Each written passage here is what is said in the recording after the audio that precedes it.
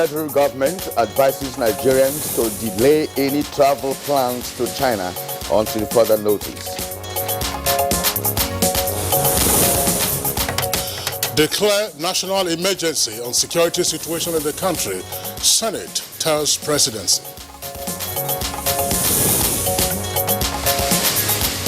Federal Executive Council approves signing of a tripartite agreement between Nigeria, the island of Jersey, and the United States of America on asset sharing of stolen funds.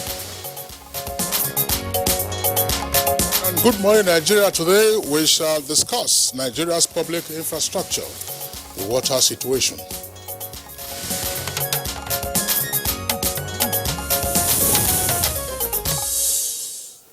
Stephen Johnson's outlook on water as the lifeblood of our bodies, the economy, nation, and our well-being sums up the popular phrase that water is your best friend for ages. This perhaps because of the critical role water plays in every facet of human life, one that translates to a determining parameter for quality of existence. Now, this vital resource certainly detects its use in various economic activities, including agricultural, industrial, as well as domestic purposes. Well, Kingsley, as significant as this resource is, sadly, it is one sector that has been greatly neglected over the years. That's true, no doubt about that, yes. And of course, for instance, the statistics indicate that only 1/3 of the money allocated for the provision of water is available to government, as against an expectation of investment within the range of $2.5 billion. Well, yeah, Kiran, when you look at the cumulative effect of the poor investment in the water sector, then, of course, there will be the challenge of meeting the 2030 Sustainable Development Goal 6 of safe water and improved sanitation for all.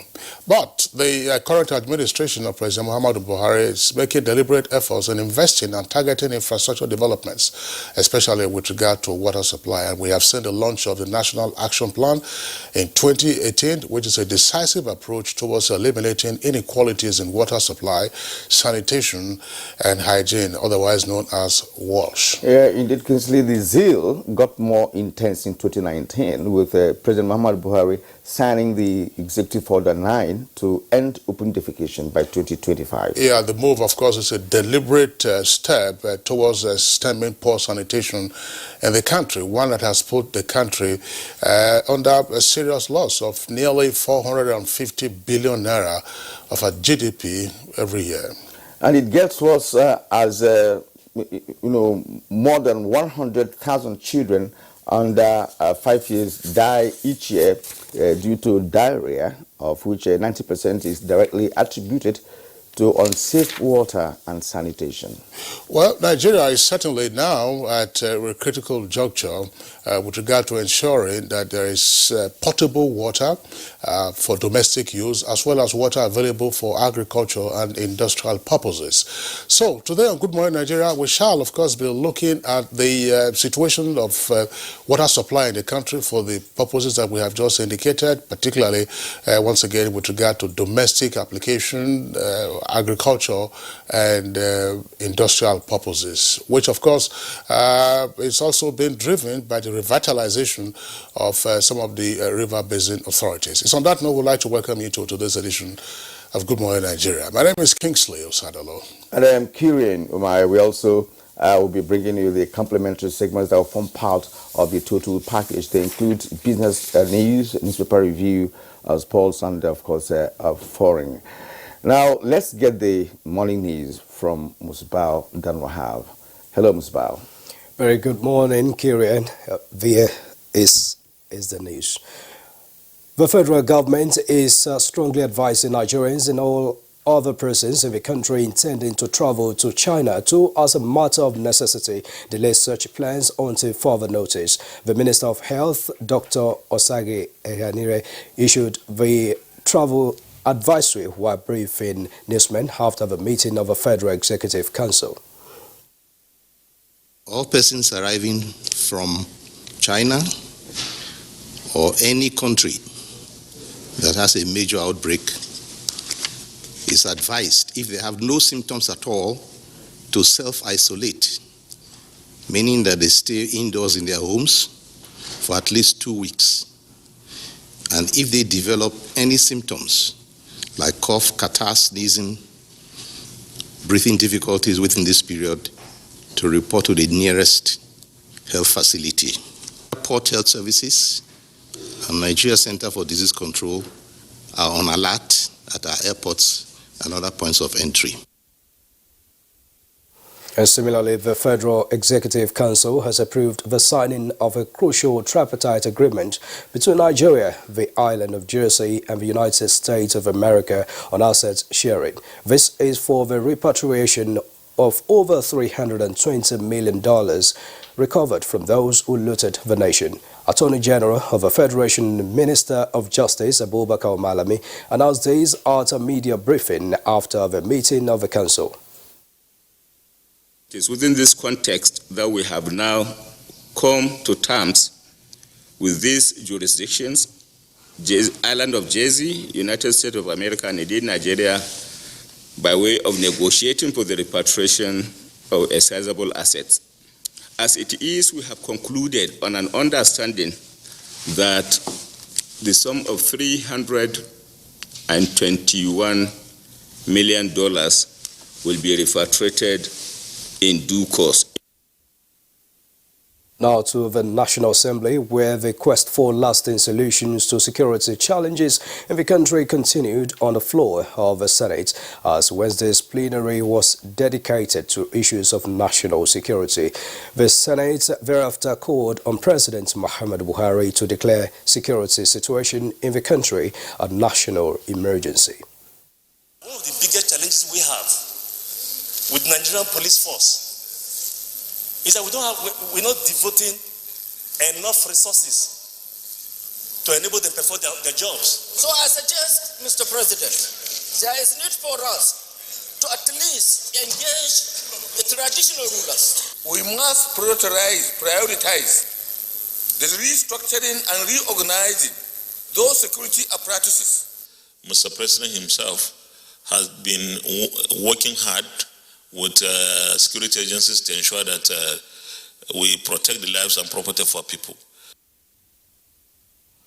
And very similarly, the House of Representatives is worried that the gains recorded in tackling security breaches in the northeast and other parts of the country from 2015 to date appear to be on a downward slide. It therefore calls on the federal government to reorganize the country's security architecture for better performance.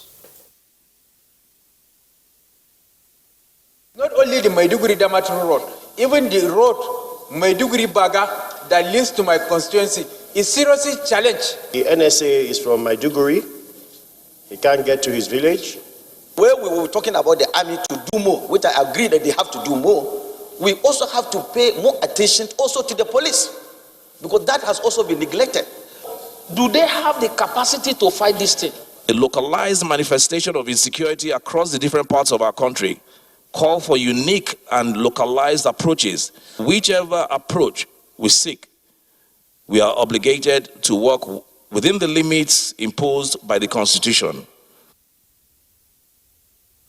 And away from the National Assembly, the call for President Muhammadu Buhari to resign has been receiving backlash. A statement from the Special Assistant to the President on Media and Publicity, Garba Shehu, says the call does not represent the opinion of the country, but rather the opinion of what he called an armchair critic known for making stray comments. The statement says that if a leader like President Muhammadu Buhari needs to resign, there are millions of other Nigerians who need to do so, including Senator Abaribe, who unlocked the door to enable the escape of a traitorous and treasonable suspect. Garba Shehu adds that Senator Abaribe signed the bond for the court to release Nnamdi Kanu on bail, from which moment the suspect disappeared into the thin air, therefore failing repeatedly deadlines to return Kanu to the court for trial. Meanwhile, a federal high court sitting in Buhari has dismissed a suit seeking to nullify the election of Deputy Senate President Ovie Omoagege on the grounds that the suit lacks merit.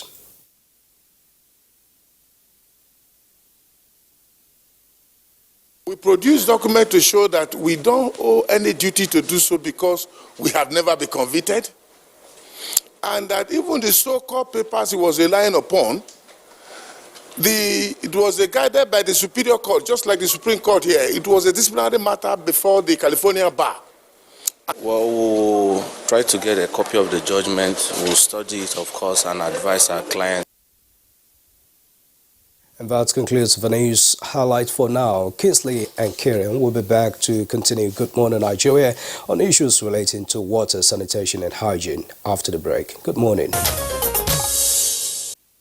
You're watching Good Morning Nigeria on the network service of the NTA. Now we go business. With the new frontier basins, Nigeria aims to review upward its crude deposit to well over 40 billion barrels, even though the globe is exiting dependence on oil, evident in the manufacture of and usage of electric automobiles across the globe. Details from Kolo Mohammed.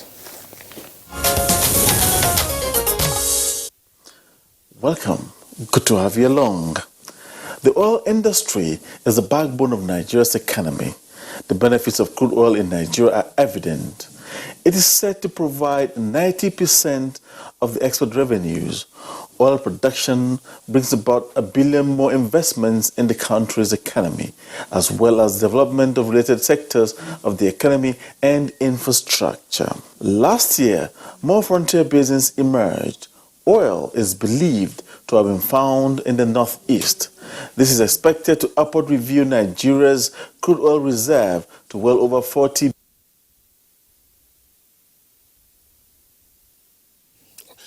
All right, we're sorry there for the interruption of our business package. We are going to have to jump straight away into our newspaper review.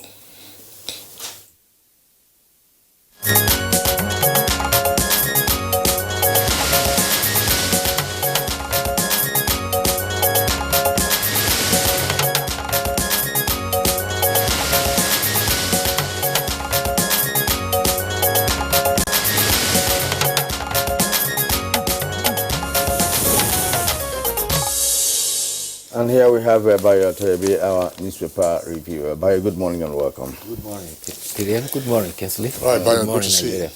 you. So we have 3 papers this morning, but in fact, all 3, the issues, the lead story and then the editorial, they're all focusing on coronavirus. Let's take a look at the Leadership newspaper. Leadership newspaper comes with a kicker. It says, coronavirus. Federal government places Asian ships on surveillance.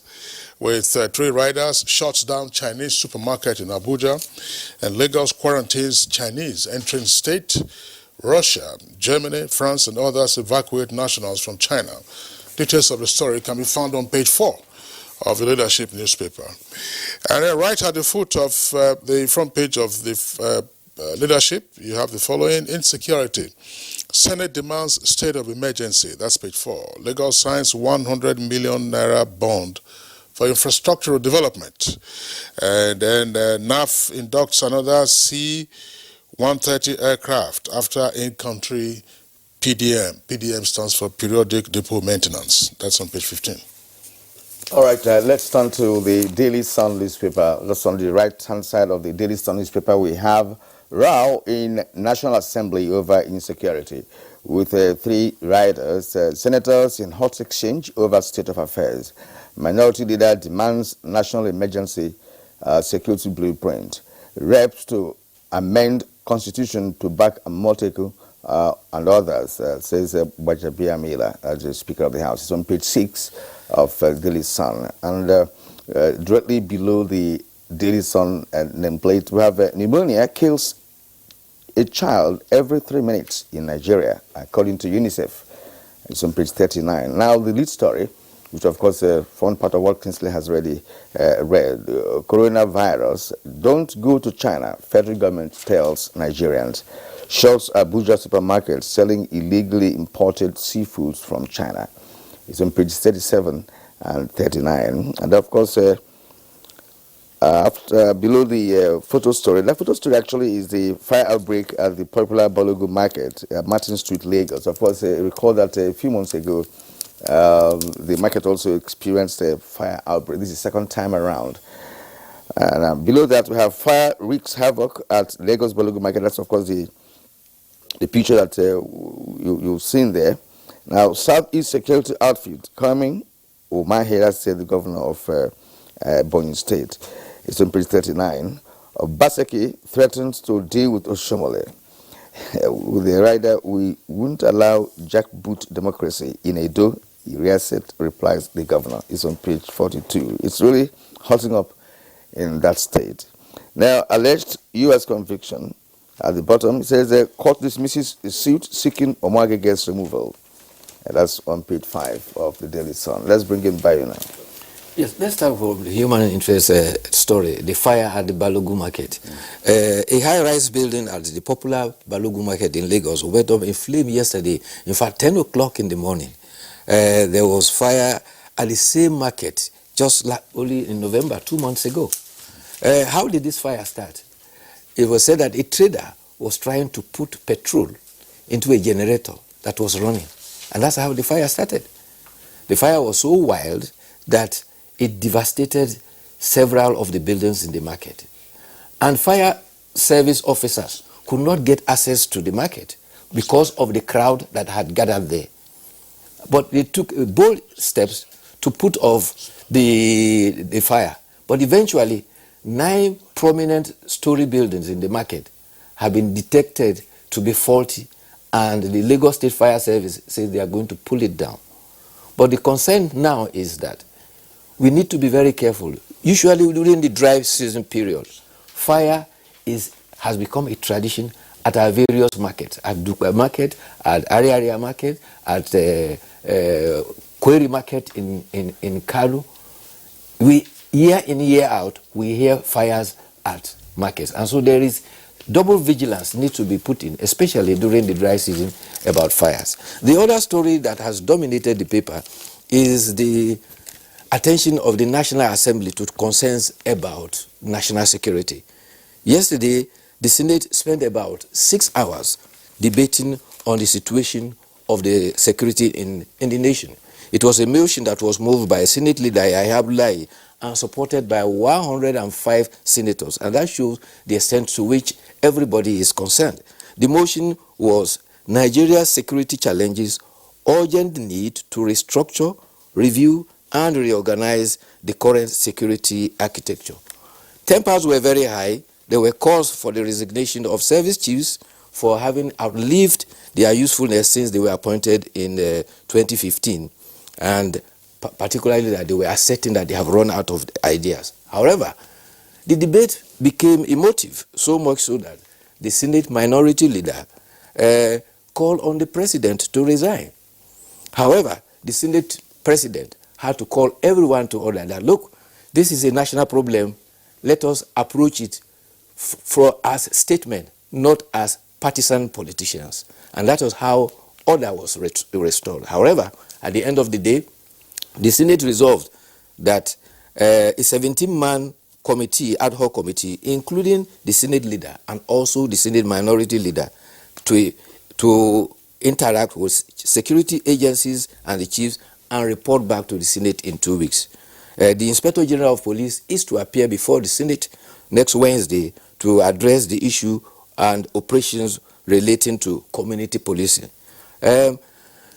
One interesting thing is this. I found that the media in reporting this failed to play their role of surveillance of the environment, correlation of the past, and giving Nigerians a correct picture of what transpired. Some media took the perspective of negative reporting the call for the president to resign and all negative aspects of it, ignoring the call by the Senate leader and other members of the Senate who were appealing to look at the thing nationally as a national challenge rather than being partisan. And this permeated the electronic media and even the newspaper. This morning, if you look at the newspapers, you see that the emphasis is on the call for the president to resign, rather than the appeal that came that, look, this is a national issue, let's approach it as statesmen and find a solution to a national challenge. There's a danger when the media loses its track and falls in the trail of partisanship.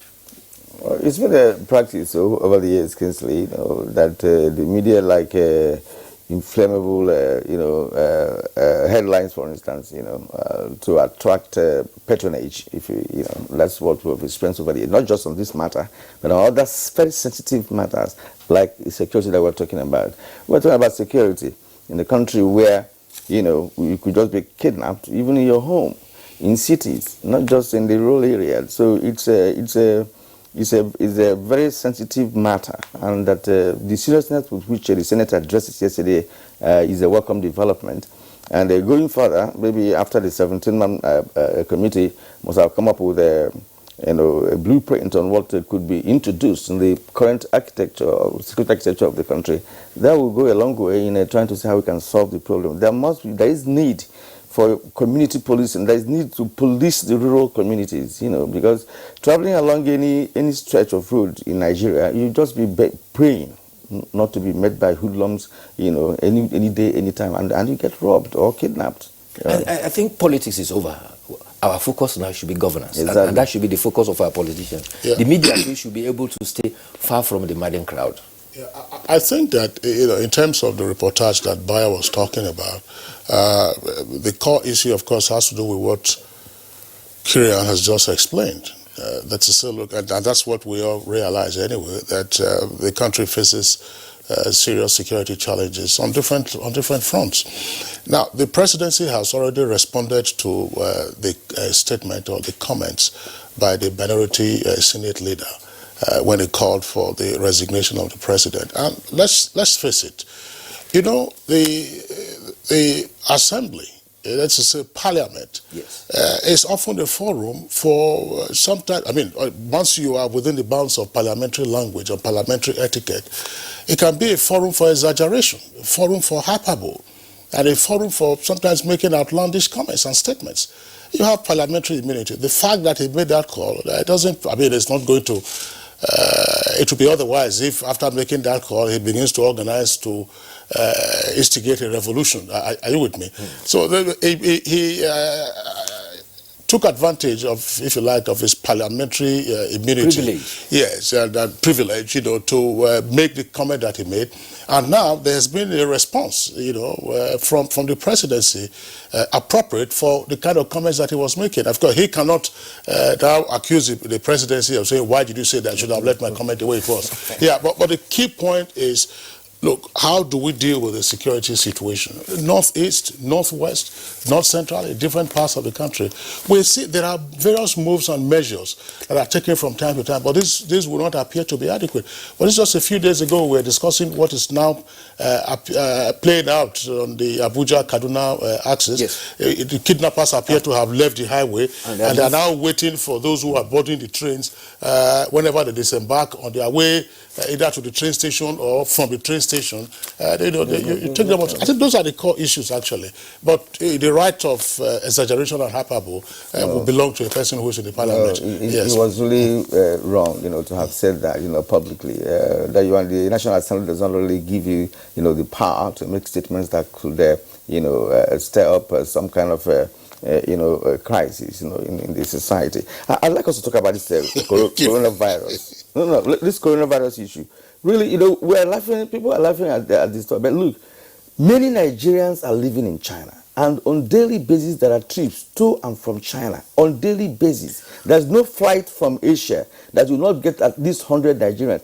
Go and check that out. And we should be very careful about this coronavirus, because it is a virus that presently no particular drug has been known to address it properly. None. And it means that, the physicians are just, testing what is available already. To see how, there's been some development with coronavirus. First, already the Minister of Health is on record to say that persons arriving from the Southeast Asia, including China, arriving in Nigeria, must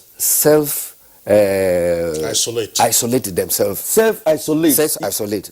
Lagos State government has already indicated and has entered agreement with the China embassy in Nigeria that all Chinese citizens who are returning, I think the China just celebrated their New Year.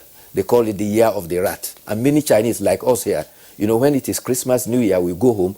Salah, Eid al-Kabir, Eid al-Fitr, we travel home. So they too travel back home for the Chinese New Year. They will be returning all around the world. And that is why Lagos State has taken that proactive initiative.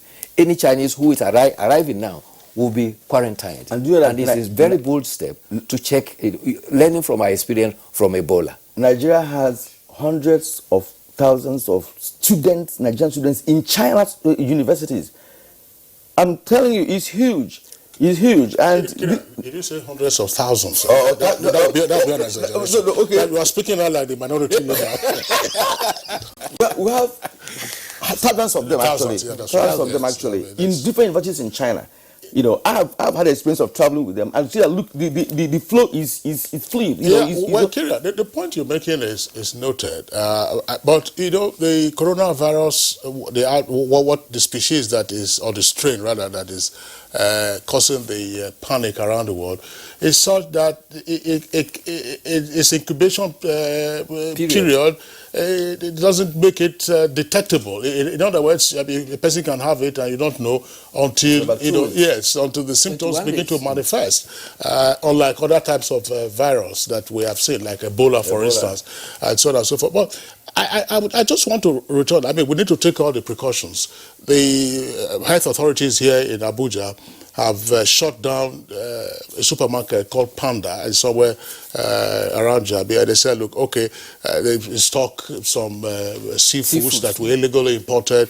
How did this come?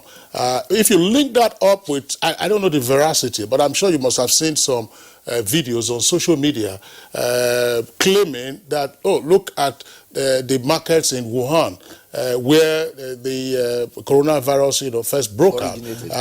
Well, of course, you've seen all kinds of creatures on sale, for that. So, what does that tell you? I asked the question before: why does China appear, other than Ebola and perhaps Lassa fever, which is Nigeria, and rats? Why does China appear to be, the incubator?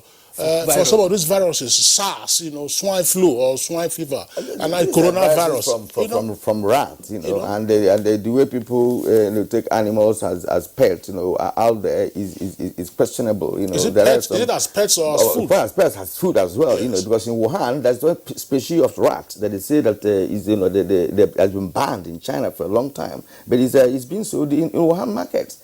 Well, I recall that we went to IPI conference in Taiwan, and a Chinese one said something to me at a dinner. He says, we Chinese eat anything with 4 legs except table.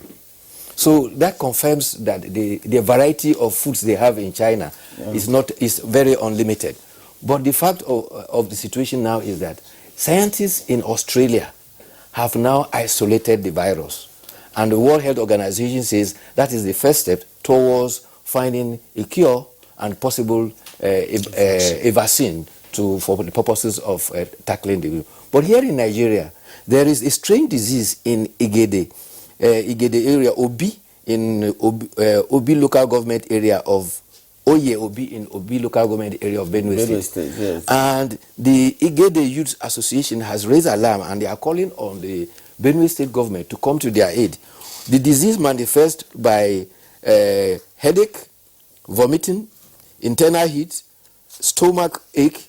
Then later on, there's a weakness of the body. Then the stomach swells, and fatalities have so far not been reported, except that 4 persons, they said, have died from it. And the people in the Igede area are raising alarm. And I think the Nigeria Center for Disease Control must quickly run down. Well, the state area where certain rats are also eating. To be honest with you, most of these strange diseases are from animals. These are areas where people also eat. Kyria, this is an issue that is running. Coronavirus is taking down at least 132 persons worldwide in terms of fatalities, and thousands have been infected. So it's a matter we'll return to. Bayo, we'd like to thank you for being around today. Thank you. We'll see you again tomorrow. Okay, it's Good Morning Nigeria, still on the network service of the NTA. We'll take a short break now. When we return, we'll be dealing with the water situation in the country. Thanks for staying with us up to this moment. Water is life, and millions of Nigerians are yearning for that necessity of life. But even more pressing is the urgent need for purposeful efforts to take Nigeria out of the looming global shame of being the #1 in open defecation. Musbao Danwahab takes a look at various efforts to reposition the wash sector towards the attainment of various developmental targets. I commend President Muhammadu Buhari of Nigeria for his leadership through the Clean Nigeria campaign. The turnaround in Nigeria's sanitation sector got to an all-time high, eliciting recognition by the UN. Not that the country has been able to record complete compliance with hygienic practices, as some 47 million Nigerians, including these children, still practice open defecation. Neither has it ensured safe water for all. But then, the UN and other stakeholders recognize the strategic moves by Nigerian governments in meeting the 2030 SDGs target of safe water and good sanitation for all, and even the self-challenging target of 2025 to end open defecation in Nigeria. To formally declare a state of emergency. President Muhammadu Buhari showed strong political will to turn around the sector with the launch of a National Wash Action Plan in 2018. A year later, a milestone in the implementation was recorded when Vice President Yemi Osinbajo launched a national campaign. Then, President Buhari signed Executive Order 9 to end open defecation.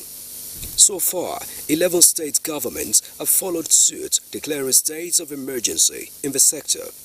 The pace has been so slow compared to the size of the country, and whatever achievements we have been able to meet, they have always been overcome by the natural increase in the number of population. The involvement of the private sector now is critical.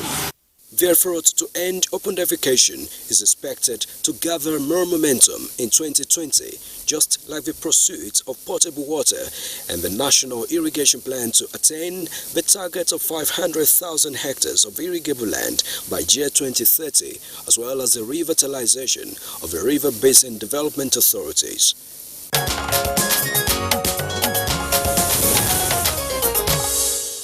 All right. Thank you very much, Musbao Danwahab, for that backgrounder, which focused essentially on the efforts aimed at reducing drastically the prevalent practice of open bowel movement. But of course, our focus in the conversation with our guests this morning will include that, and more essentially, general water supply in the country for domestic, industrial and agricultural uses, because in places where there's where there's no open defecation, how do those who practice otherwise have access to their water? Most urban areas, it is through the provision of boreholes in their various houses, and at least I think Lagos State Government, Nigerian, was proposing at that time to introduce a levy for the sinking of boreholes, a move described already as being very unpopular. We have wells. That's right. We have wells all over the place. So that's our focus in our conversation segment this morning. Let's welcome our guests. First, the Honorable Minister of Water Resources, Engineer Suleiman Adamu.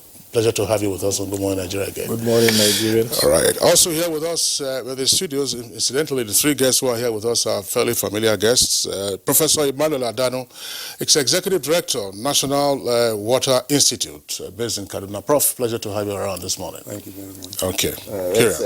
And also with us is Kashim Ali, Chairman, FCT Water Board. Thank you for joining us this morning. Thank you, Kirian. Thank you, Nigerians. From our Benin network studio is Saliu Ahmed.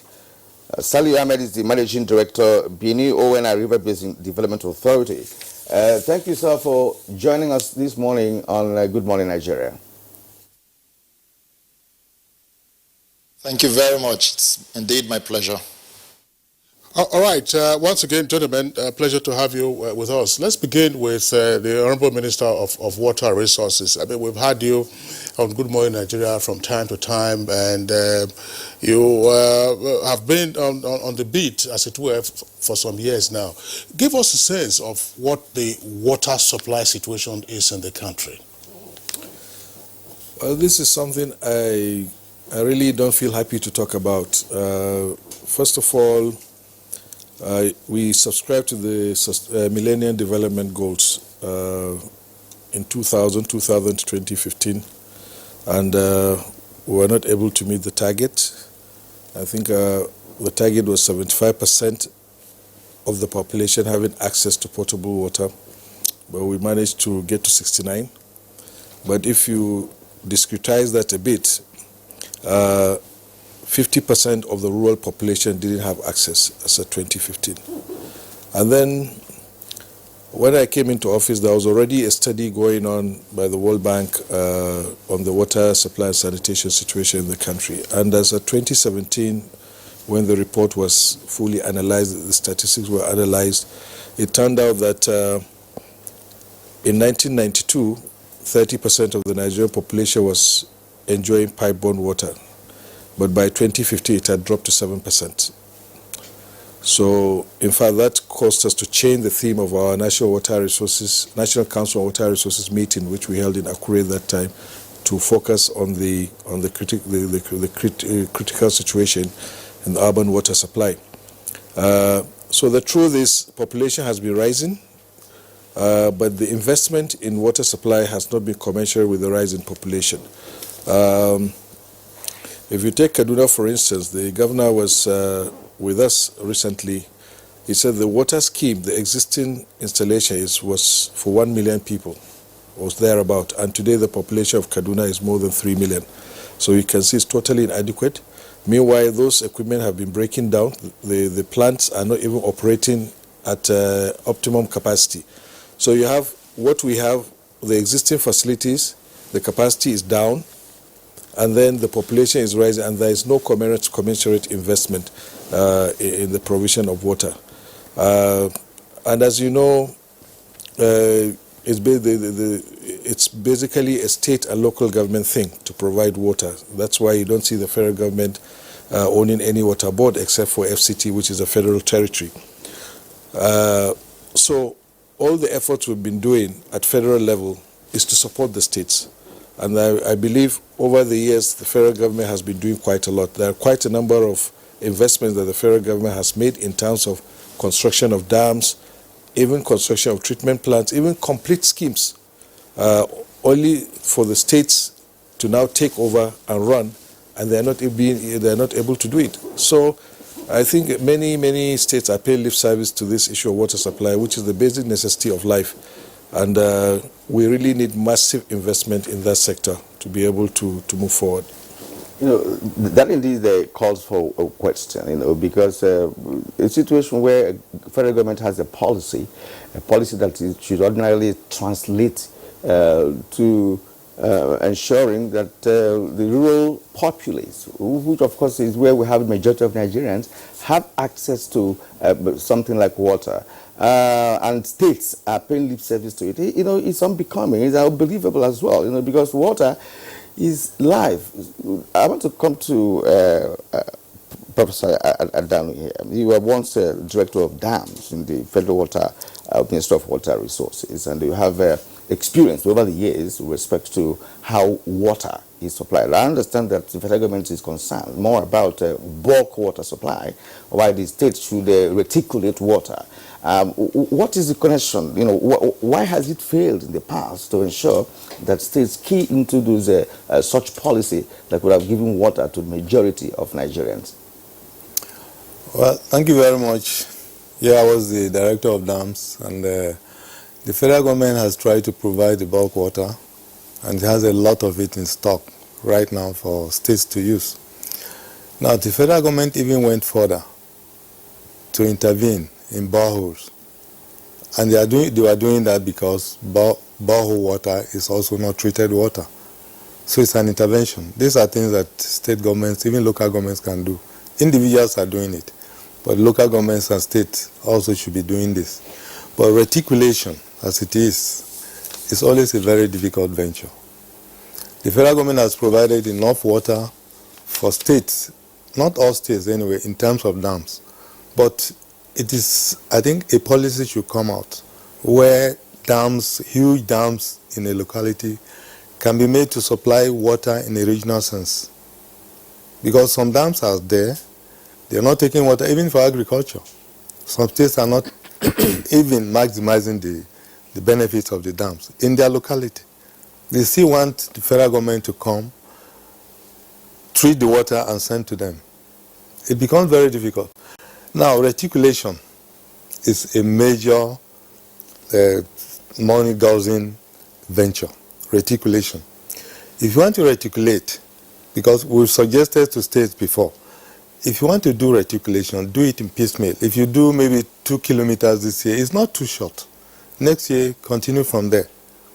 There are many Nigerians in cities today, if they have pipeline passing close to their houses, they can tap from there. Even if you allow them, if you give them the permission to tap, control, they will tap. They will provide their own money to do this. I think states should also try to key into that and see how people, because we need water, can take. The reticulation is a very, very difficult thing. And the federal government cannot do it for all the cities. It is just impossible. Professor Adano, I mean, when you say that reticulation is a very, very difficult thing, it's difficult now. Because when we were growing up, I mean, you grew up knowing that there was pipe-borne water. And that was from reticulation. We didn't know anything called boreholes. We didn't know anything called jerry cans. So why is it, what is it not rocket science? No, when I say difficult, I'm talking of financial. I'm not talking of construction. Construction is very easy. I can dig a trench and put a pipe, connect, and I get the water. The water is available. But financially, now at the time you're talking about, we were very few in number, and in most cases, most of those cities, they started from the GRAs, and they have standpipes at certain locations that we could go, put a concrete apron around it at least for sanitation, and we'll go to take the water. But as population grows and cities are growing at astronomical rate, it is difficult to connect this. Financially, it becomes very difficult. But the federal government should, I mean the state governments, should appeal to people to contribute so that they can lay certain diameter pipes in the neighborhood and they can tap from it. We do it in my village. They just have lines and then we pay our money and tap onto it. But these lines must be provided. The rate at which cities are growing is so high for the state, I mean states to meet it. You see, Honorable Minister said it all at the beginning, that the investment in water resources is not commensurate with the population growth. This is about planning. It's about government planning. Knowing that population is growing, of course you will begin to make plans, you know, to ensure that this population is catered for. The same government we're talking about at the state level, they are constructing roads, they are building estates, and all of that. So these are also money that they are using for it. So why not say, okay, water is important, let us put enough money in water. That's, by the way, let's come to Kashimali.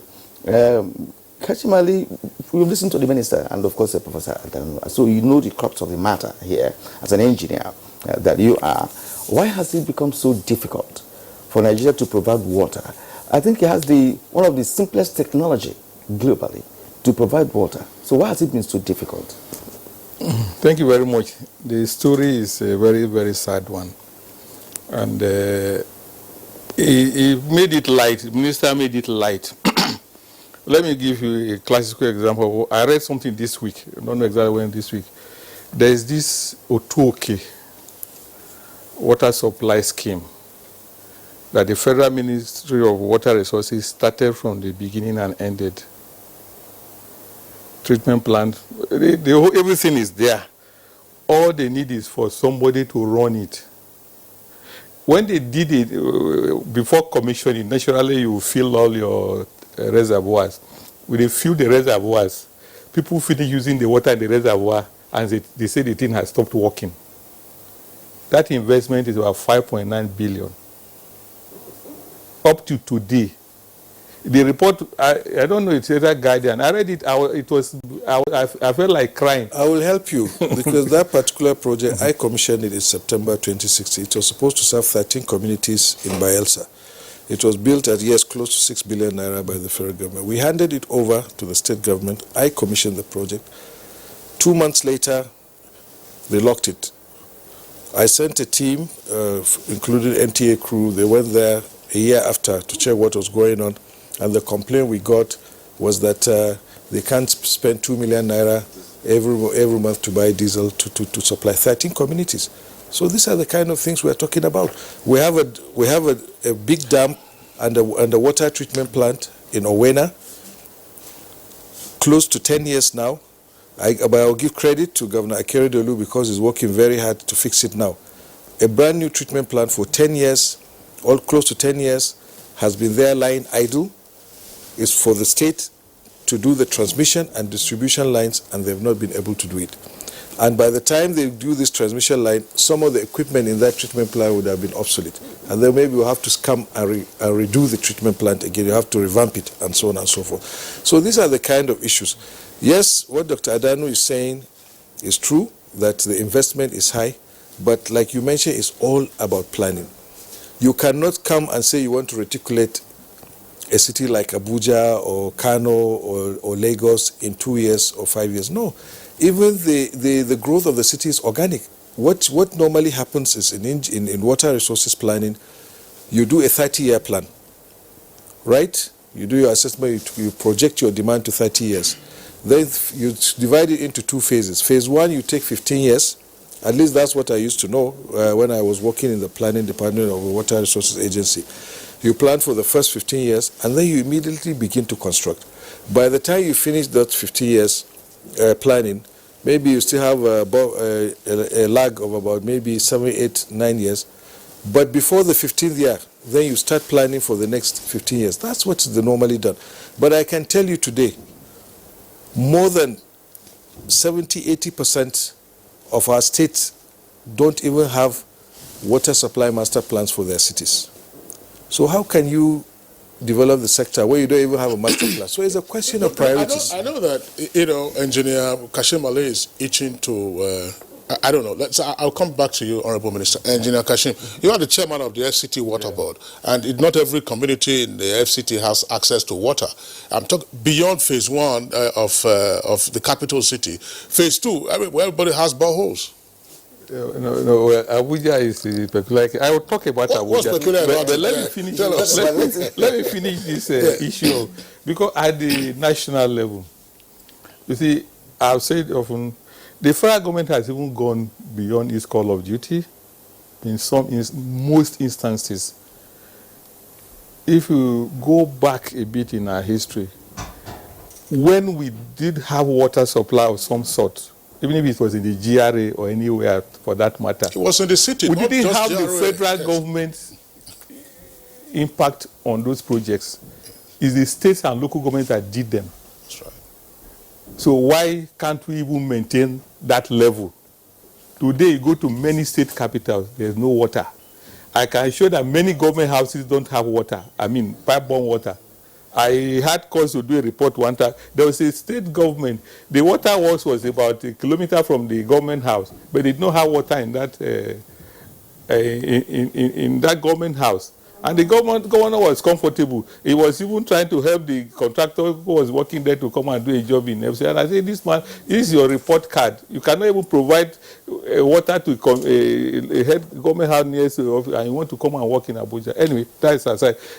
As for me, I think the government at the state and local governments are insensitive to the realities of our times. They just, if this water is life, but they don't really appreciate it.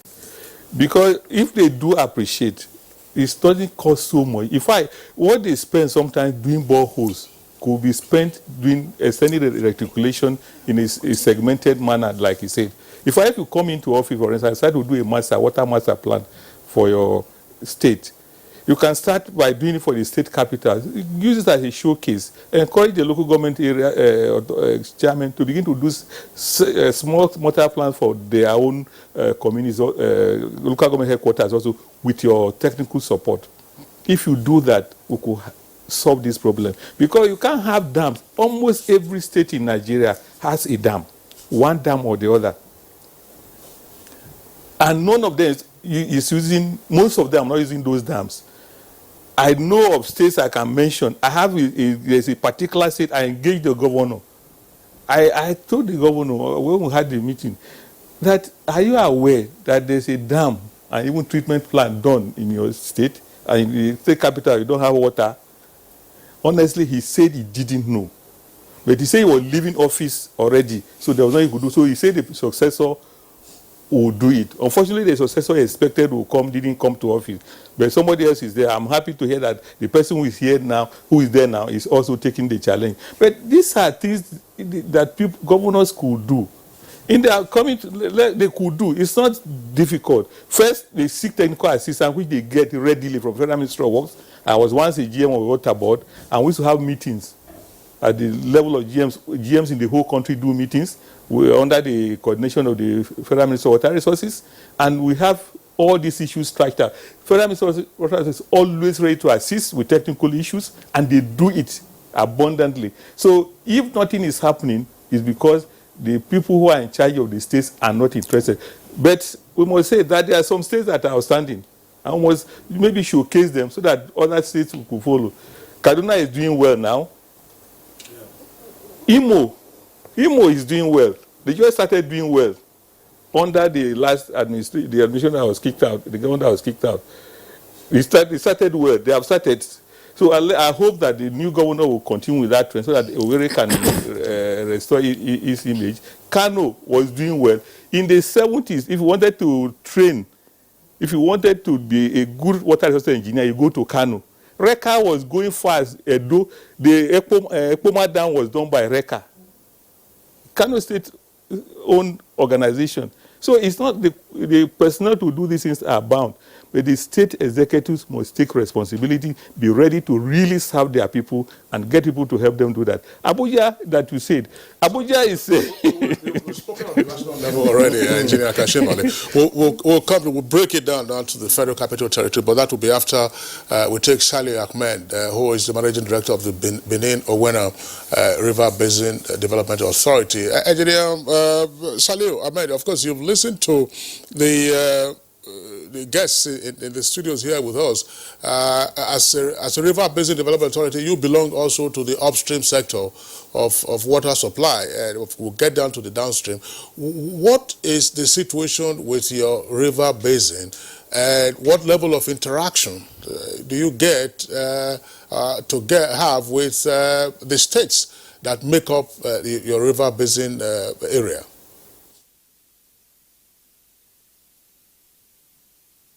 Yeah, thank you very much. The situation in my river basin catchment states is not really much different from what obtains across the country.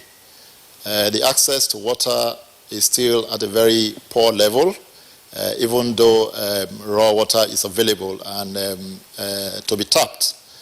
But what we do within my catchment state is that we interact with the various agencies that are involved with water, the State Water Board and the State Ministry of Water Resources, to appraise what the situation is and how we can work in a collaborative manner, to improve access.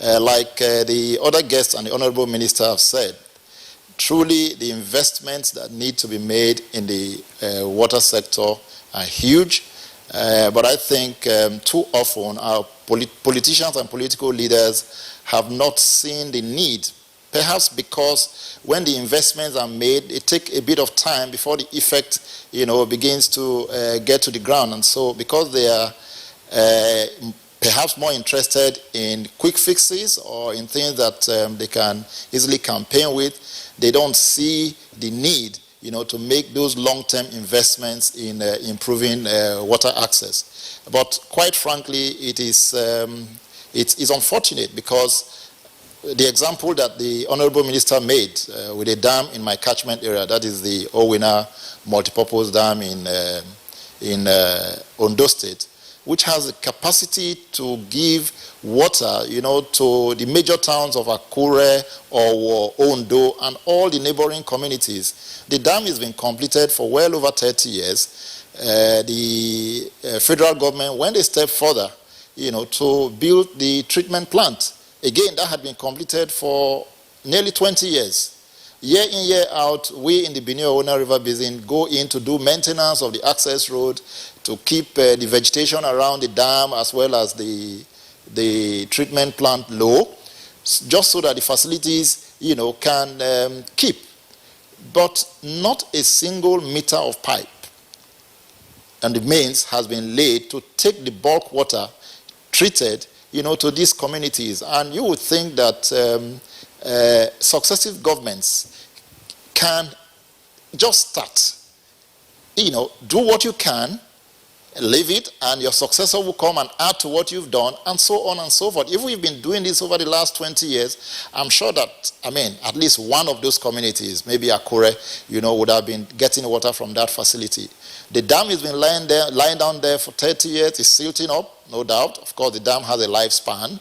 And the treatment plant, like I said, is year in, year out, is overgrown by weed, even though we make effort, to keep the weed down. So we just hope, that the message that the federal government has been singing, will go down, and our political leaders, at the states, would recognize the need to invest, and if they cannot invest themselves, attract others who can invest. Because, by the way, the states have a responsibility to collect revenue, from the water that they give out to the communities. So, as it were, there's also money to make for the states. It's not just an investment for nothing. You invest in providing the water, and then you collect revenues and keep the systems going. This is what we expect, and this is what we are preaching. The aspect of getting revenue from that is very apt, because oftentimes we see a situation where most governors or states, rely on their monthly allocation from the federal government. But there are avenues through which they can also, raise the bar in terms of, their revenue.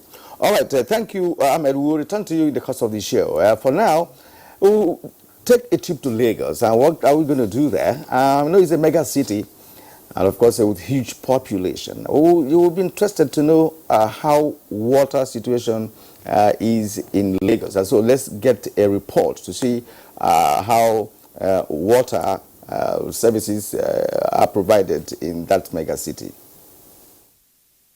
Colorless, odorless, tasteless, and free from harmful contaminants, as well as disease-causing bacteria, have been identified as the basic characteristics of potable water.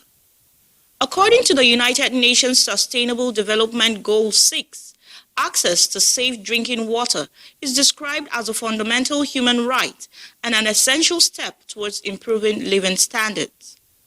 Worthy of note is the fact that while some communities, states, or countries are bedeviled with scarce water supply, others are blessed with its availability in abundance. Okay, here is a Surulere area in Lagos. Mainly we base on the water corporation. The water, sometimes you get the water, sometimes the water disappears. So we don't really know the cause. It wasn't like that 5 years back or 4 years back. We normally don't see water most times. Most times we have to resort to borehole. And the reason is because the water supply here in Surulere is actually very poor.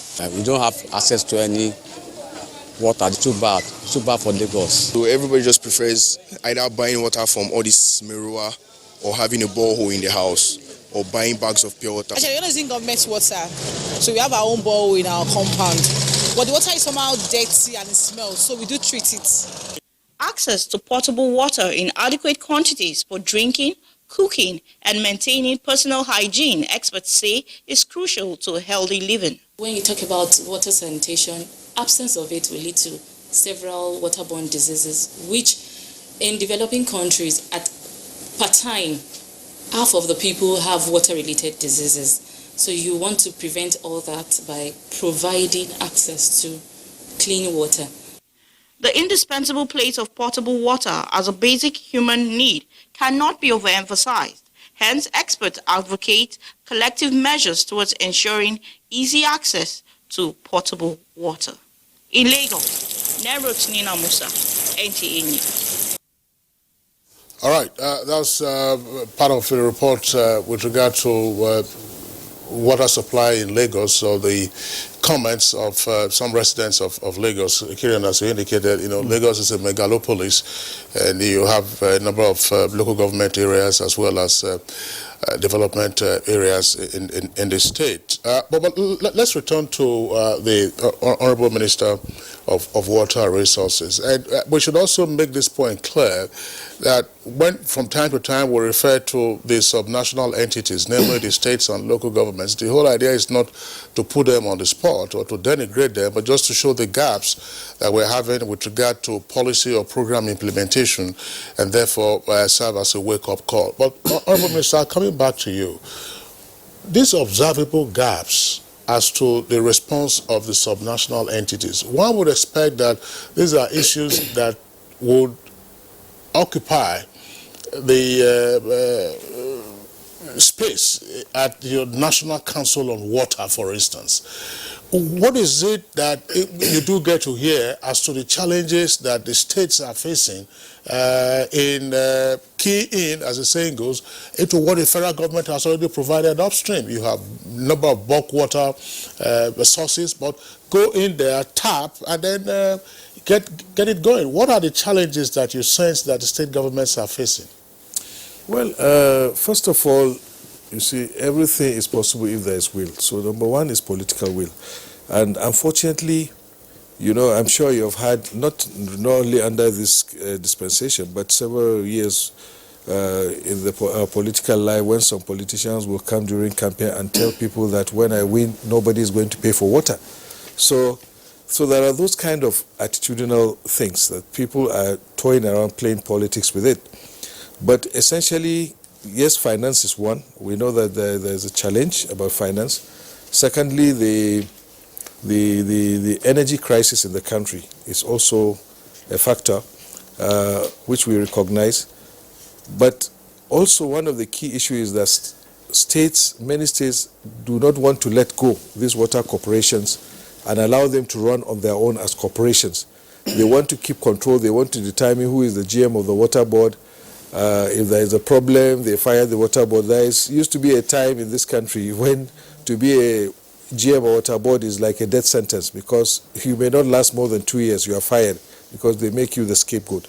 So there's quite a myriad of issues. But with political will and with adequate planning, these things can be systematically tackled. It's not as if all the successes that were recorded in the past, the money was there. The money was not there. It was a question of planning and prioritization. And that is the kind of thing we would like to see. And we are ready to support this. So at federal level, we have given all the incentives. We do bulk water. We have gone to the extent that under our national water resources policy, that will say any state that invests money on urban water schemes, for instance, federal government is ready to contribute 30% of the cost. We have also said for rural water schemes, we are ready to support it up to 50%. That was in the old policy, before we even introduced the Partnership for Expanded Water Supply, Sanitation and Hygiene Program, under which we're saying, again, it's like 50-50, just to incentivize the states. But look at, again, President Buhari went ahead to declare a state of emergency in 2018, and in the report we just had, probably less than half of the states so far, after a year plus, have followed suit to declare a state of emergency. The P-Wash program we launched in 2016, up to now, as at May 29th last year, we had only 22 states that have subscribed to it. Then now we have about 30. Moving forward from May 29th to date, we have about 30 states. We still have 6 states that do not feel it is important for them, even though the whole idea is to incentivize them. They are not ready to come on board. We did a pilot study in 2 states. The idea was, like I said, we give 50%, they give 50%.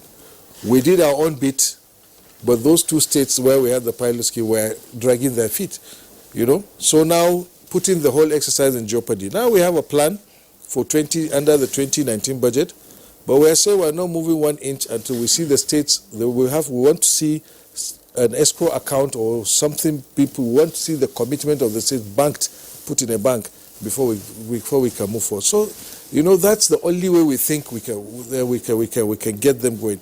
The federal government is doing everything possible to encourage the states to do the right thing, But in fact, one of the conditions we are putting on this urban water scheme is that states must also develop their water resources master plans.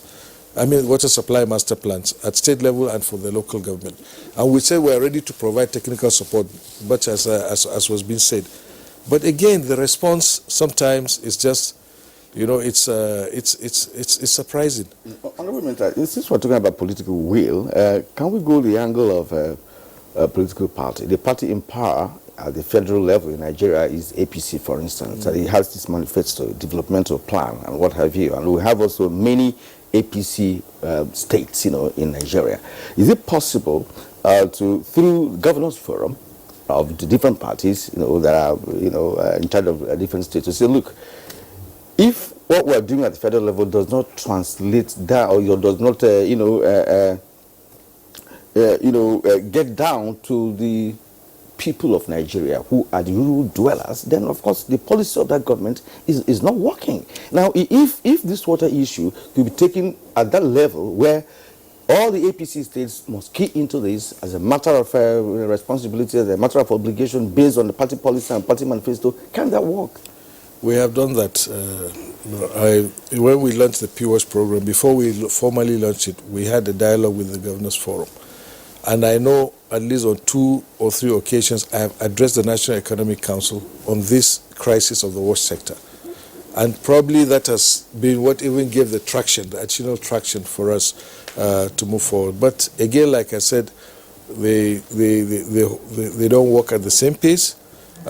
Some of these governors are not from the same party. They have their own priorities and so on. But I just want people to understand. I want all those political leaders to understand that the basic ingredient of life is water. And why are we spending money building airports, building 5-star hotels, building dual carriageways with street lights everywhere? Why all this vanity when the basic building blocks of life you have not provided for the people? You know, I don't think we want to make your country or your city look like London or whatever, you know, but then you have people defecating in the open. You don't have basic sanitation. You don't have basic health facilities. You don't have. I think there's a problem. You know, our concept of development, well, for some people, I would say, I think it's a bit skewed, because everything should start from the basic principles. That's what we were taught in engineering anyway. Well, thanks, Honorable Minister. Professor Adano, I'm just tempted to raise, do we need water advocates? You have NGOs that are driving all kinds of causes, you know, democracy, human rights, education. We all seem to have neglected that. I haven't heard. Perhaps there are NGOs or there are bodies that are advocating this, because if you put this on the table, and it's a recurrent issue, then we can focus on it. Because as Salwi was saying from Benin, it appears that, look, it's not a quick fix for the politicians, but unless you direct their attention to it, that this is a basic necessity of life. Do we need water advocates? Yeah, Kingsley, we have a lot of water advocates. The minister just said everywhere. We have water, UNICEF, just name them. So many of them in Nigeria and all over the world. You see, water is a very unfortunate commodity. Yeah. And water is the most important thing that God created, because the Spirit was over it after creation. But nobody has taken water that way. We keep talking about the MD, you know, when I was lamenting just now. I was part of the Lowena Dam construction. We put, as the minister said, the complete treatment plant for them, which is not the function, the responsibility of the federal government. It was an intervention at the request and in sympathy. The moment we finished, the governor then asked us to start the reticulation for them. We said, but we don't have the money for that. We've done this. You try your own. That's how it was. Now, Kieran was talking about political. Water doesn't respect any political party or anything. There's nobody in the National Assembly today that has not had contact with water. It doesn't matter which your party. the party you belong to. So it's not a question of political. The federal government has master plan, water resources master plan. We have water resources. We've been having this all over political parties and all over various governments.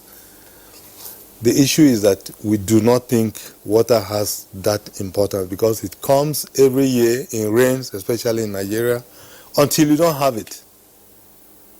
Now, nobody wants to pay for water. If you try to privatize, let's say, a dam, most of those who will come to take any aspect of it are those who may take hydropower part of it. But to take the dam itself and pay for the water, the raw water, nobody is interested in it. Because it is very difficult for you to get any tariff accepted and paid for water. We do not respect water to that extent. Look, why won't you pay for water if it is brought to your doorstep? If you don't want to pay for it, then you go and collect it from the rain or go to the river. And if you look through Nigerian system, we have a lot of beautiful rivers, freshwater rivers. Almost all the state capitals on our freshwater rivers, very, very perennial and resourceful rivers, don't have water. Why? You don't need a dam for that. The water is there. Just pick it, treat, and distribute. But nobody has done that. They are not even interested. Tell us, so what is the mental attitude? Why? I mean, that is what is I'm there trying any to spirit that you were talking about? Water spirit. Is there any spirit that is diverting? I mean, I'm joking, but is there why? Everything is so readily available. Yeah. Why aren't we taking advantage of it? And as we are saying, look, when we were kids, and for many years, you knew that potable water was available. If you were in the primary school, you turn the tap on after playing football, you wash your hands and you drink water. So what happened? What has happened now that everybody is looking away from this available resource? The federal government is trying. We're making it available, the raw water for states. Yes. That one is there. We have a lot of water. We have over 33 billion cubic meters stored for states to use. Yes, right now from our current inventory of dams, about 400 dams already recorded. And they're all over this. But the states are not ready to. The minister was talking about whether we've been telling them, go, even fishery, we told them, we have dams, just use the dam. You don't need anything. Come, they will give you permit. Go and take the water. It is for you. But some of them will come back. I'll give you an example. Elisha, we finished the project. When we finished the project, I was still the director of dams, and I was embarrassed. We said, okay, this project will finish, hand over to the state. The state now say, well, you just have to come and reticulate to Elisha and all these places. We said, that's not our responsibility. The dam is, everything is set there. You can take it. But nothing happened. So I don't know what spirit you want us to use.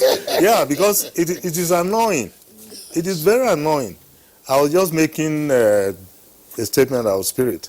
If you see you're a Christian, for instance, if you go to the first verse in the Bible, the first verse, created the universe, water and all this, and the spirit was hovering over the water. For what reason?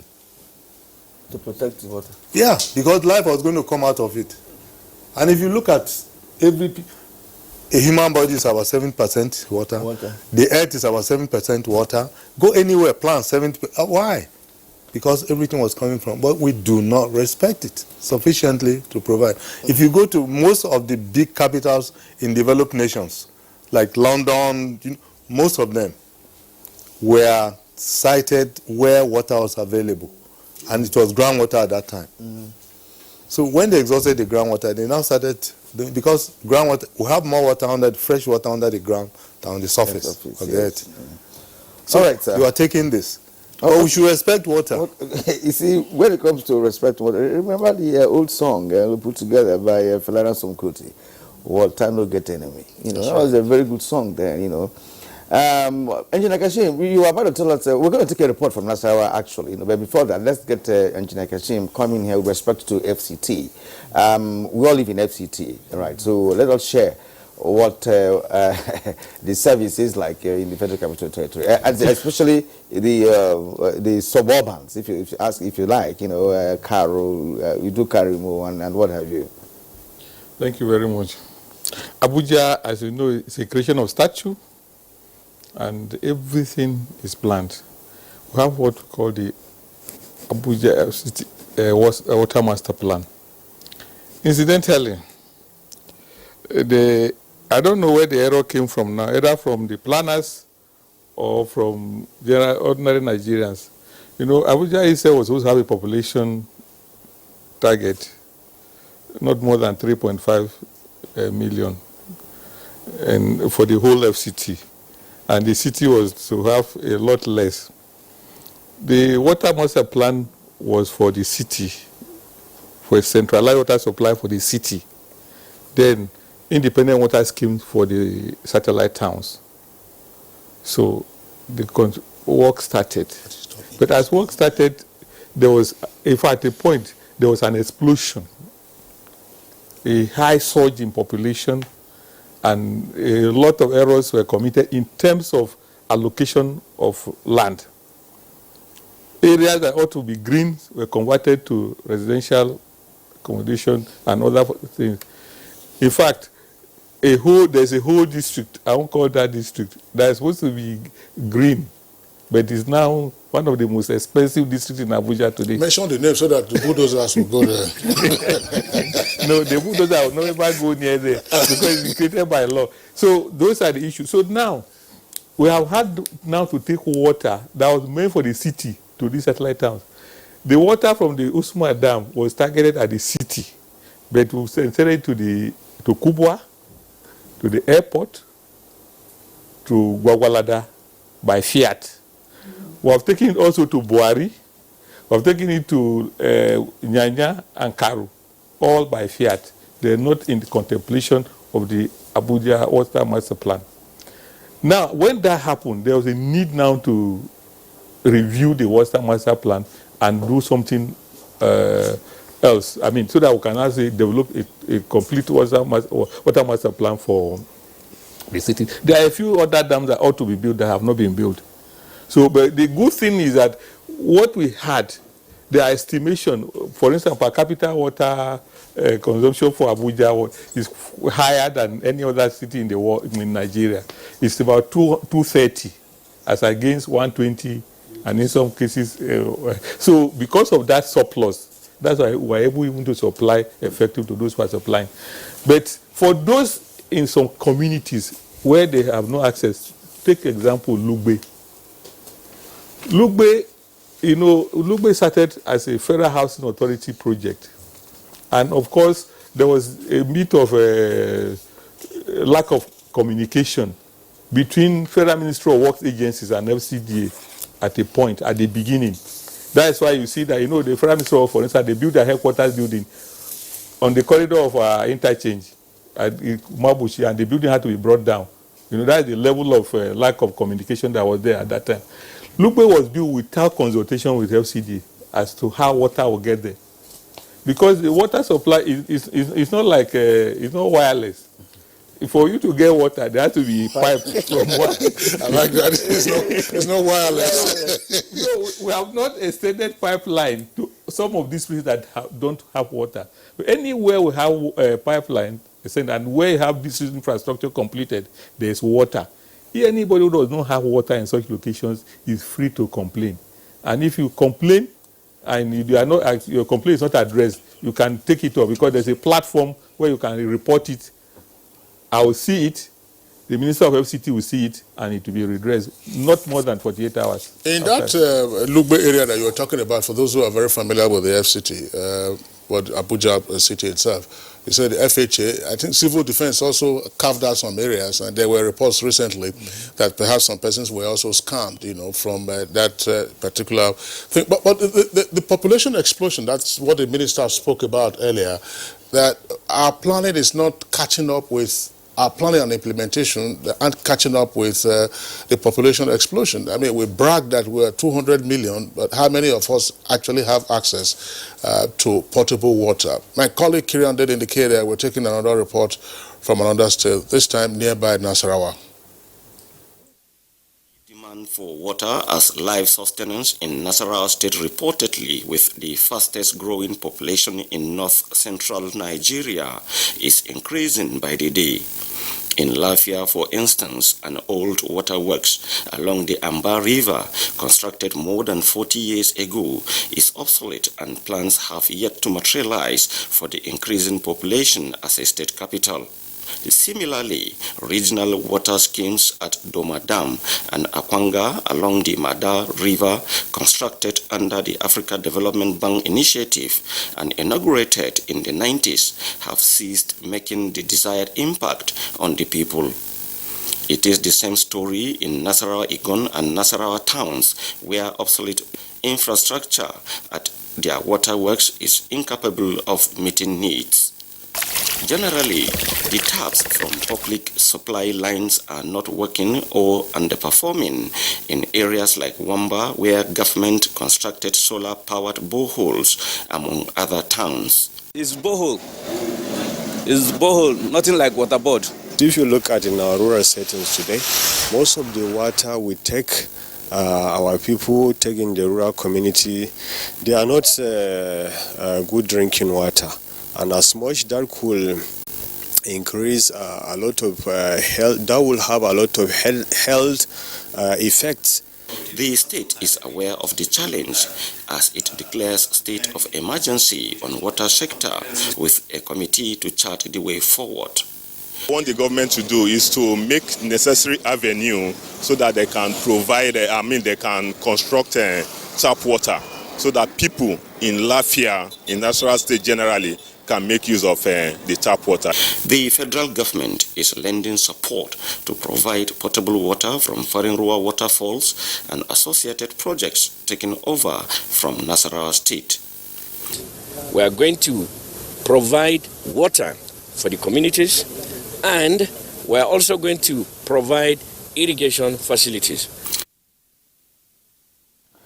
Well, that's me too there from Nasarawa. Actually, what you saw in that clip is what is replicated all over the country.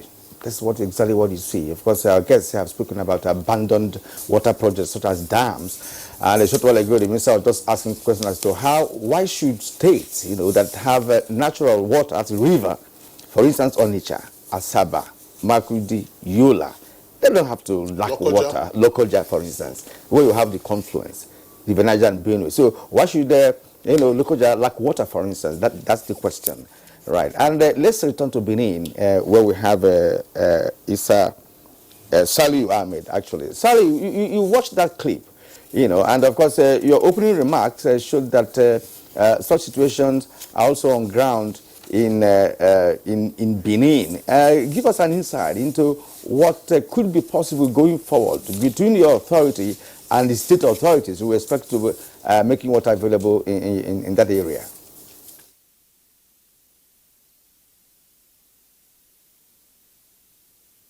Well, like I said in my opening remarks, we collaborate with the various water agencies and we share information. We also share expertise, with a view to identifying the areas of lack or the areas of need, as well as what should be done, to improve access.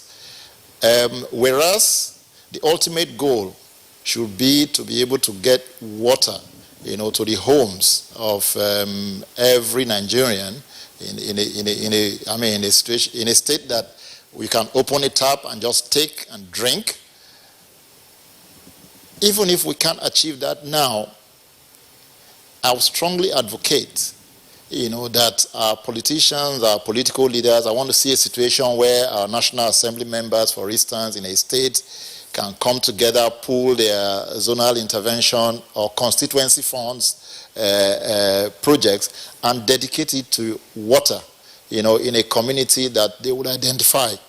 That way, we can begin to make, progress little by little, step by step. But I talked about Ondo State, and I just want to also mention what the current Ondo State governor, has done recently, which I think could also be copied by other governments. They did an inventory of all the broken down boreholes that had been done several years back.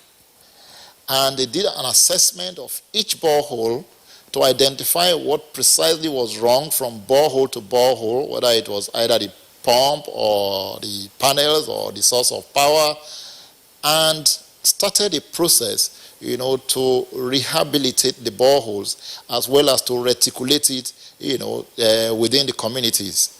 I'm sure by the last count, over 1,000 boreholes have been successfully reactivated and reticulated with the provision of mini treatment plants, attached to each borehole, to the communities. For me, I thought that was a good model, which, yes, it may be very expensive, to exploit bulk water, treat it, and reticulate it to the homes, but maybe as a stopgap, such measures, can help, to take water closer to the people. And I tell you what, there are so many benefits from that, because you can just easily walk from your house, to a point of water, take water into your home, even if you can't open the tap inside your house. It saves a lot of time. It saves, a lot of your resources, to meet other needs. So we must continue, to work incrementally, to tap all these little efforts. And I think everybody has something to contribute. Even the local governments, they have something to contribute. There's a scheme the Benue River Basin did recently in, I think, also in Ondo State, in Idonre. What is it we did? We identified a part of the community, a sizable part of the community with a number of households. And we said, yes, we can get bulk treated water to you, but we sank, I call them a battery of boreholes, about 3 boreholes, supplying a very big storage of about 100 cubic meters or so, and we reticulated round the communities. That way, you don't need to go more than 20 meters from your house before you get water into your house, unlike where you can have an isolated where in the past you have an isolated borehole source and you probably have to walk about half a kilometer and then take a pail of water that is just maybe 20 liters, to your house, and then you keep going back and forth. All that has effect on education, has effect on health, so we all need, to work together, and bring water closer to the homes of our various population. This we are preaching, and this we are also, doing within our catchment. And I hope that working with the various stakeholders, we'll be able to step up our efforts. All right. Thank you very much, Salih Ahmed, for your comments. We're taking a short break now. When we return, of course, we take our tweets, and we had another stop, actually, this time to be at Uyo to see what the advocacy is right there with regard to water supply. Now let's take you to Uyo, the capital of Akwa Ibom State, where most residents are advocating protection of water treatment process as well as proper management of water distribution by government institutions. Sufficient and clean water supply is important for man's survival, and as in most developing countries, poor access to potable water is a common problem in Nigeria, and indeed many lives lost due to inadequate water supply. Nigerians have continued to raise concerns on possible ways to meet up its growing population and global demand for proper source of water for human consumption. In Uyo, Akwa Ibom State, for instance, the availability of water is the effort of private borehole operators as an alternative source of potable water, which is why residents say contributes to the sanitary condition of the environment. They lament the inability of the State Water Service to meet up with the demands of urban water supply, while most of the public water outlets suffer neglect. Water is important for hygiene and sanitation, because without water, there should be no sanitation. We are trying to give potable water to the people of Akwa Ibom so that the sanitation aspect of it would be at least 90 to 100%. We have been treating our water so that people will drink clean water free from pipe-borne water diseases. So if I have opportunity to have tap in my place and water is not forthcoming, that means government should have done something to make sure that those water are running every now and then for people to make use of. So please, and I want them to try as much as possible to make sure that the water is being treated for us to consume. The most popular water now is the borehole, and we cannot ascertain how safe it is. The source of water is not certain. We cannot say this source is clean, is not clean, or is safe or not safe. Let the government do more to assist us in getting drinkable water. Medical experts encourages people to boil and filter water for consumption to avoid common ailments, as pipes through which public water is being transported could be compromised. The public supply water should be safe because from the source of that supply, it is well treated, it is clean, it is harmless. But the transfer of the water, the roots, the channels, the pipes, before they get to your house or where you go to get it, there could be a problem because the pipes that run through the channels, gutters, and so forth, could have been there for many years. People also observe the benefits of accessing potable water as a measure to improve sanitation and good hygiene practices. Unuyo, Evelyn Badu Ekpo, NTA News. All right, let's go over now to our tweets. The average neighborhood in Nigeria reveals a plethora of boreholes. It therefore implies pipe-borne water from government is not adequate. Our urban centers are guilty of this. The federal government and other relevant agencies should do more. Federal government has already done a lot if you listen to the conversation. Abiodun Shegu of Folabi, access to clean and safe water is human right. Government must ensure rehabilitation of dilapidated water infrastructure and completion of new water infrastructure projects. Poor access to water and sanitation bring about avoidable diseases in Nigeria. Sani Makalamakoji, I think he's from Kogi State. He says that of the 53 villages in Ogbabede ward in Dekina local government area of Kogi State with a population of about 80,000 people, it is sad that not even 1% of them have access to good water. He cites the example of his village, Agada or Ogbabede, where people trek as far as 30 kilometers to be able to get stream water, as the only functional borehole is now bad. Yeah, of course the state government should address that. Akin Omolowabi, there's no doubt about the fact that government at all levels and at different times had failed to provide potable water for the citizens, hence the need for self-help through the drilling of boreholes everywhere. This is a Twitter handle, it's weird. Excuse me. It says the water infrastructure in my area is pathetic. The government tap in my compound has not seen water for about 5 years now. Huge amounts are budgeted for water infrastructure. Where exactly is the water?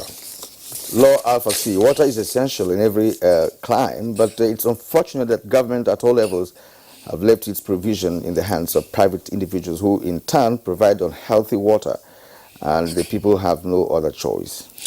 Victor Onomo says Akwa Ibom state government should be humble enough to return to architect Victor Atta's water project abandoned by his successors. We are tired of untreated boreholes and polluted water sources. Now, Ndimehe Umo said the lack of adequate, clean and safe water supply is one of the causes of death and high morbidity in Nigeria. Drinking unsafe water leads to waterborne diseases. If we must boast about good sanitation, then there should be clean and safe water. Sanitation goes along with water. Titus Mondenok, every government should, as a matter of responsibility, provide water for its people. But it's unfortunate that some politicians siphon money meant for water projects. Neil Lane, in Taraba State, water project is the only achievement of the state government in 5 years. that is okay. If the state government can't provide water, That's right. It should be applauded, yes. Now, Chidi Amade says government providing water in Nigeria is almost a lost cause. People provide water for themselves. They can, however, that's to say the government, provide water for remote or rural areas and make policies that can ensure its cleanliness. Now, Adejimo Paul Olubimi rather, access to clean drinking water is no longer a luxury for all, as I knew it when I was very young. But now, something for the rich who can afford their own boreholes, laid pipes in gutters and soccerways, broken pipes and poor suppliers are the norms now. Now, this is from Bola Nuga. The Bola Nuga tweet says most communities, including mine, provide their own water through boreholes. Sometimes we wonder the relevance of water ministry and corporations. I wonder if there's water policy in the country. There is a water policy in the country.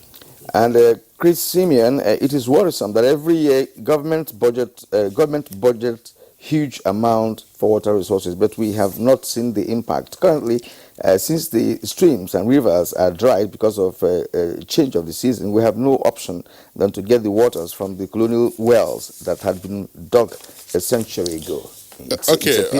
All right, Kirian. Dele Jack Solomon says federal, state, and local governments should work together to provide critical infrastructure, update and tighten regulations, controlling water quality, monitor network, and water quality database.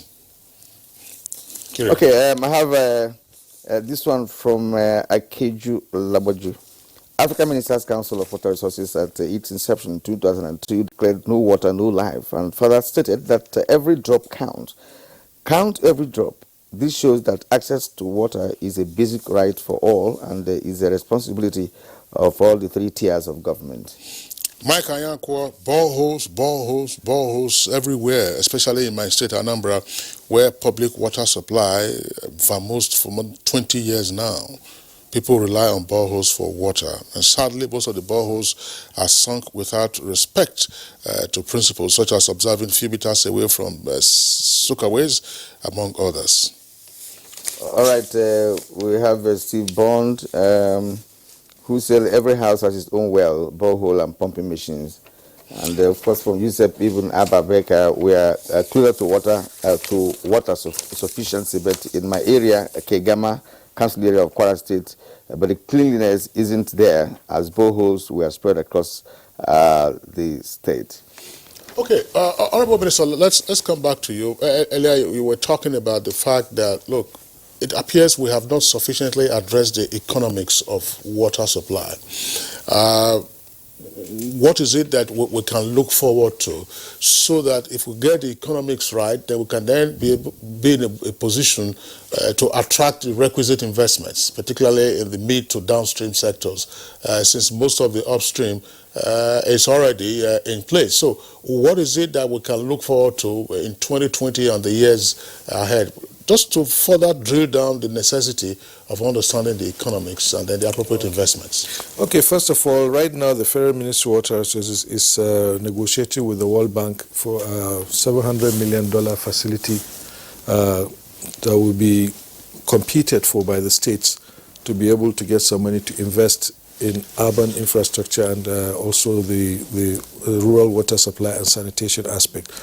But you know, for the past several years, my ministry has been anchoring what we call the National Urban Sector Reform Project, Urban Water Sector Reform Project. We're on the third tranche, and the whole idea is to build capacity in the water agencies, and also provide for all the states that are involved to enact some water laws within the states and to corporatize those water agencies so that they can be on their own and that people must pay. Because even the National Water Resources Policy understands, and it's stated there, that water is an economic commodity. It is not free. It cannot be free. The water that you get on your taps should not be free. There's energy cost, there's chemical cost, there's lots of costs. There are people that work 24 hours a day, as the chairman of FCT Water Board will tell you, that need to be paid. And therefore, people need to pay for it. Why do people pay for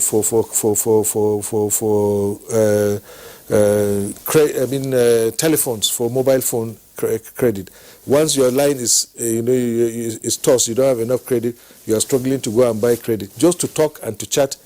Is that more important than water? So people need to also understand their priorities. I've seen a lot of comments from people here, but we should, very nice comments, and I'll say this program is very good, what we are talking about today, because they're enlightening the people.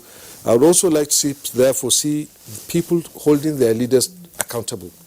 We should, the responsibility for providing this water rests with state government, so they should hold their state governments accountable for it. It's very, very important. Then what are the communities doing themselves? We have also seen places where we have, even at federal level, we have drill boreholes, brand new schemes with solar panels. A few weeks later, in that same community, the pump is stolen or the solar panel is stolen. So, again, people don't even appreciate what is being done for them in some communities. So those things are very, very important.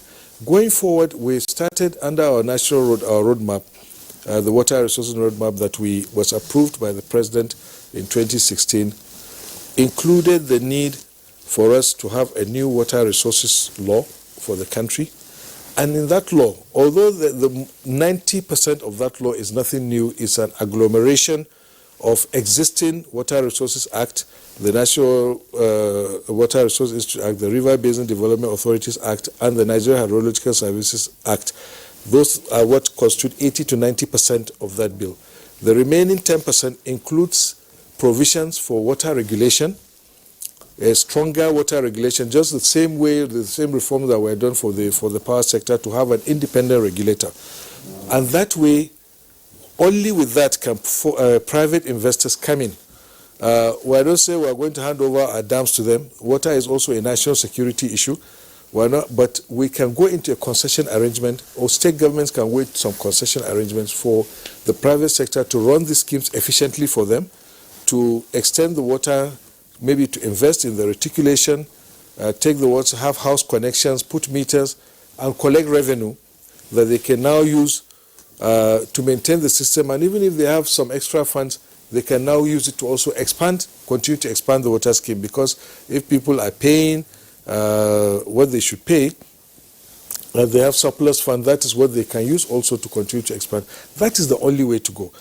But I must admit that to continue to rely solely on government, whether state or local government or federal government, is not going to take us there. We also need to bring private funds, definitely. Minister, honestly, what I've explained now is very important. But for us to graduate to the level you have explained with respect to the water economics, right, it's going to be, in fact, we need to take a huge step. It has to be a quantum leap, before that can be achieved. I'll take you on one thing before we round off. The issue of government negotiating with the World Bank to get some money for states. Now, we are saying that states are not investing in water resources, and they make budgets every year, and they allocate some funds to water, yet nothing is done in that direction. And if you are providing bulk water, and this water is not reticulated, it does appear that, of course, the federal government policy on water is not working. So what would be the criteria for states to be part of that fund, assuming the federal government is able to get it? We are going to lay a lot of conditions for them. We are going to lay a lot of conditions, and we understand the problem, but we are going to lay a lot of conditions. If you heard what I said, they will compete for these funds, because there's not enough to go around the 36 states.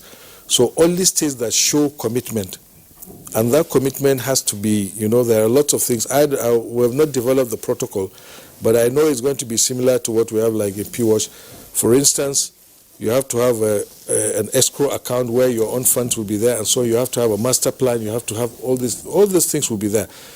Because we have learned there is a state now, I don't want to mention it, that had a World Bank was ready to give them funds. And they've been struggling with them since 2015. The new government that came in 2015, a new governor came in, has refused to cooperate with the World Bank, simply because it is the previous governor that negotiated it.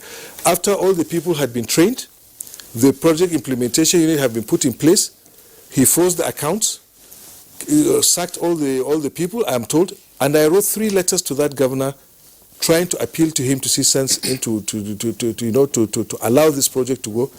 He didn't even respond to me. And now the World Bank has decided they are cancelling that loan. So we don't want that kind of situation to continue. And it's a lot. And it's a very, very big cosmopolitan city in this country. All right. Thank you very much, Honorable Minister, and indeed the other guests for being part of our conversation this morning. Honorable Minister, all that we have discussed today will somehow leave some of us wondering what milestones we might be able to record with regard to the WASH program. Because if we're having all of this, yes, you're pushing ahead with what you're doing, but if we're having these challenges at the subnational levels, it probably will be a long haul. But still, I mean, there are advocates for WASH. Well, we'll continue to push as much as we can. We must do it. We'll not relent, and I hope we'll just do our bit maybe to the end of our tenure, and subsequent administrations will also continue to do. Now, talking about WASH, we didn't talk much about the sanitation and hygiene aspect, but it's always my whenever I get the opportunity to talk to media people, because you are going to be strong advocates for our WASH campaign, especially the ODF campaign program. So I would like to take a few seconds just to decorate you with our Clean Nigeria, use the toilet campaign pin, so that you can be advocates for that, and also continue to be advocates for improved water supply and sanitation in the country. Okay. If you don't mind. Thank you very much. I hope we... Yeah, go ahead. Is it 1 for 2 or? So just watch your microphone, Honorable Minister. Yes, I was thinking it was 1 for 2. I can't. You will have to come closer. Yes, so that. Yes. All right. Pretty good. Yes. And I would like to see that on you every morning. Thank you. Very well. Thank you very much. Thanks a lot, Honorable Minister. On this note, we call it a day on this particular edition of Good Morning Nigeria. First of all, we'd like to thank Honorable Minister, Water Resources, Suleiman Adenu. Thank you so much. Professor Emmanuel Adenu, always there for us, Executive Director of National Water Resources Institute. We thank you also for being here. And, of course, Engineer Kashim Ali, Chairman FCT Water Board. It's a pleasure having you this morning. And joining us from Benin is Saliu Ahmed, Managing Director, Benin Owena River Basin Development Authority. Thank you for being part of our show this morning. All right, so that does it for us on Good Morning Nigeria. We are back tomorrow, same time, 7 o'clock in the morning. Until then, do enjoy the rest of your day. My name is Kingsley Osadolo. And I'm Kieran Umayo. Have a great day.